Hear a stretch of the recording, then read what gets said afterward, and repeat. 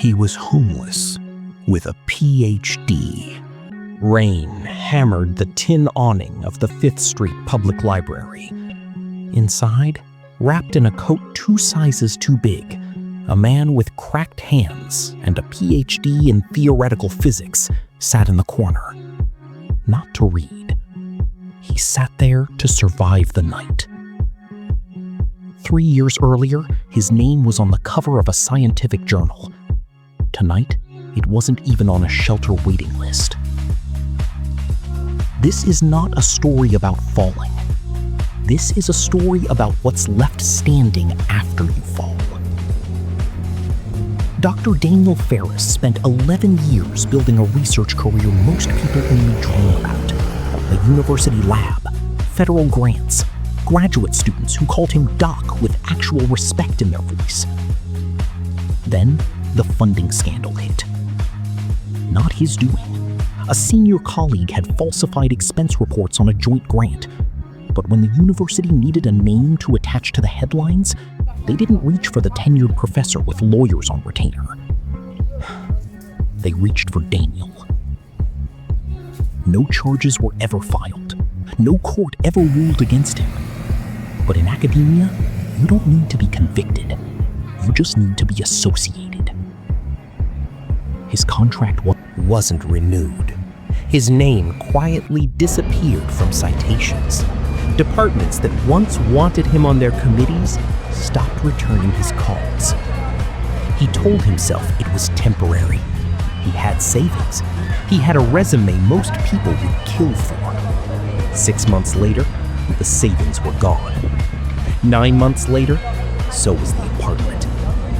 A man who once calculated orbital trajectories for a living was now calculating something far crueler. How many nights he could survive on $40. He learned which shelters had beds by 6 p.m. He learned which churches served dinner on Tuesdays. He learned that a PhD does not keep you warm. The 5th Street Library became his sanctuary, not for the books, for the heat, the silence, and the 8 hours a day where no one asked him to prove he belonged there. One afternoon, a boy, maybe 14, sat 2 tables away, staring at a page of algebra like it had personally insulted him. Daniel watched him erase the same equation 4 times. "You're overcomplicating it," Daniel said quietly. Almost surprised his own voice still worked for something other than asking for spare change. "May I?" The boy hesitated, the way teenagers do with strangers, then slid the paper over. Daniel walked him through it, not like a professor talking down, like a person who genuinely believed the boy could get there himself. 15 minutes later, the boy understood quadratic equations better than he had in 3 months of class. He grinned. "You're really good at this." Daniel almost laughed. "If only you knew what I used to be," he thought. The following week, the boy came back, this time with his mother. She looked at Daniel carefully, the worn coat, the library as an address, and then, quietly, she asked the question that would change everything. "Do you tutor?" Pause. Daniel opened his mouth to say no, to explain that he had nowhere to receive payment, no office, no dignity left to offer. But something in him caught, a single sharp realization cutting through months of shame. They took my lab. They took my title. They took my funding. They never touched what I actually know. "Yes," he said. "I tutor." It started with one student at one table. Word spread the way it does in tight communities. A mother telling another mother, a teacher mentioning the man at the library to a struggling student.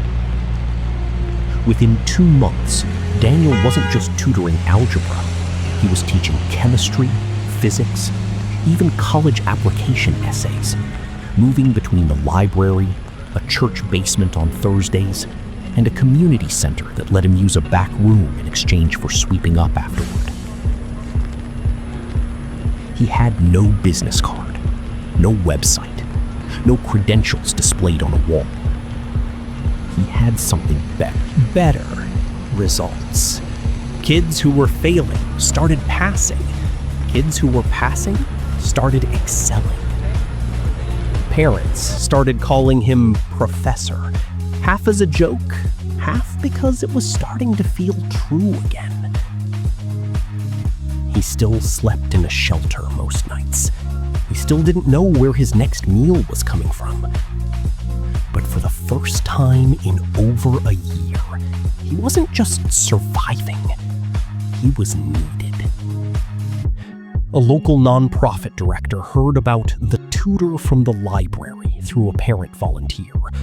She sat in on one of his sessions, unannounced. She watched him break down a differential equation for a 16-year-old using nothing but a library pencil and pure patience. The kind of teaching she said she hadn't seen since grad school. Afterward, she approached him directly. "I have to ask," she said, "where did you train?" Daniel told her the truth. All of it. The scandal, the collapse, the shelters. She didn't flinch. "I don't care where you've been," she said. "I care." What you can do and what you can do is rare. Within a month, the nonprofit had folded his informal sessions into a real, funded tutoring program. His program, formalized with a modest stipend, a proper classroom, and his name back on a door. Not the door of a prestigious university, a better one. One he built himself from absolutely nothing. Here's what nobody tells you about hitting rock bottom. Rock bottom does not take away your knowledge. It does not erase your skill. It cannot touch the thing inside you that actually helps people. It only takes away your platform. Daniel didn't rebuild his life by waiting for the university to apologize. He didn't rebuild it by chasing back the title, the office, the old version of respect. He rebuilt it by asking one honest question. What do I still have, right now, in this room, with nothing, that could still be useful to someone else? That question is available to every single person watching this. You are not your job title. You are not your bank account. You are not the worst thing that has ever happened to you. You are what you know. You are what you can still give. And no scandal, no layoff, no collapse, no rock bottom can reach in and take that away, unless you let it. Somewhere right now, there is a version of your library table. A small, unglamorous place where you could start again with nothing but what's left of you. Stop waiting for permission to matter. Start where you are. Use what you have. Help the person right in front of you.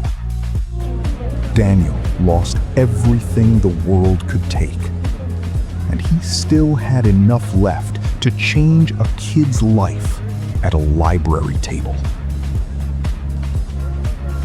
What's stopping you from doing the same, starting today?